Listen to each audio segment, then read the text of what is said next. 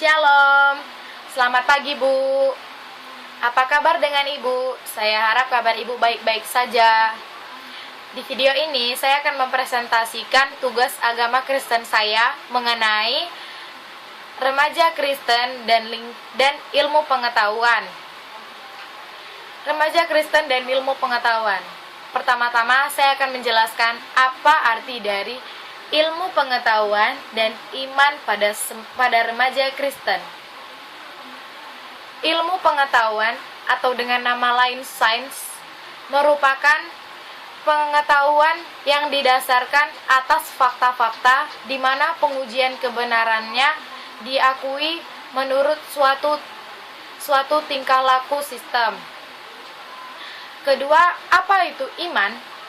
Iman adalah dasar dari segala sesuatu yang kita harapkan dan buktikan dari segala sesuatu yang tidak kita lihat. Saya akan membahas apa artinya ilmu pengetahuan bagi seorang Kristiani. Sains atau ilmu pengetahuan bukanlah jawaban akhir dari segala sesuatu, tetapi merupakan salah satu cara untuk memuliakan nama Tuhan. Hal ini dikarenakan Tuhan adalah pencipta dari segala sesuatu, mulai dari kekuatan atom, momentum, energi, massa, waktu, dan segala yang ada di lingkungan kita merupakan ciptaannya. Dan oleh karena itu, semua ini ada di bawah kekuasaannya. Bagaimana pandangan iman Kristen terhadap ilmu pengetahuan?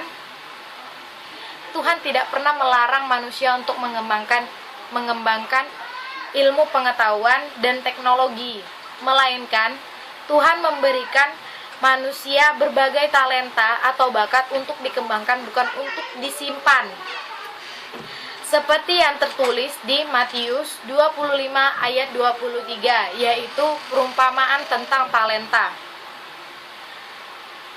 Pandangan Alkitab tentang ilmu pengetahuan dan teknologi atau IPTEK. IPTEK sudah dimulai sejak zaman Alkitab atau sejak awal sejarah manusia. Secara filosofis, setelah kejatuhan manusia ke dalam dosa, ide dan pemikiran manusia selalu didorong oleh dua faktor. Yang pertama manusia dengan ide dan pemikiran yang telah dipulihkan oleh Allah, dan yang kedua itu ide dan pemikiran yang tetap di dalam dosa. Sikap seperti apa yang seharusnya sebagai remaja Kristen lakukan dalam menghadapi perkembangan IPTEK? Sebagai remaja Kristen, kita harus menggunakan IPTEK ini dengan benar dan berguna. Seperti memuliakan Allah dengan IPTEK. Dalam hal memuji dan menyembah Allah, seperti dengan alat-alat musik yang ada di dalam gereja seperti piano, keyboard, drum, dan sebagainya. Terus yang kedua, melihat tujuannya. Seperti penggunaan handphone. Handphone bukanlah media untuk menonton hal-hal yang tidak pasti, tetapi untuk membangun relasi serta komunikasi dengan orang yang berjarak jauh dengan kita. Adakah IPTEK diakui dalam Alkitab? Ada. Pertama, di Kejadian 6 ayat 14-15, yaitu sejarah air bah yang menjelaskan bahwa Allah memerintahkan Nabi Nuh membuat kapal besar untuk menyelamatkan Nabi Nuh dan keluarganya. Dan yang kedua, di Keluaran 25 ayat 9, ketika Musa diperintahkan untuk membuat kemah suci. Dan yang ketiga, di 1 Raja-Raja 7 ayat 8, tentang bait suci dan istana yang dibangun oleh Salomo. Kesimpulan dari materi ini adalah kemajuan IPTEK adalah sesuatu yang tidak bisa kita hindari. Dalam kehidupan, seiring berjalannya waktu membuat IPTEK semakin berkembang secara terus dan menerus.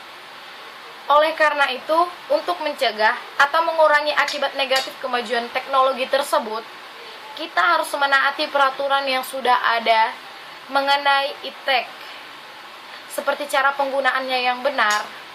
Sebagai pengguna IPTEK harus menggunakan dengan baik sehingga bisa berguna, mendatangkan manfaat bagi diri sendiri ataupun orang lain. Sekian dari presentasi saya.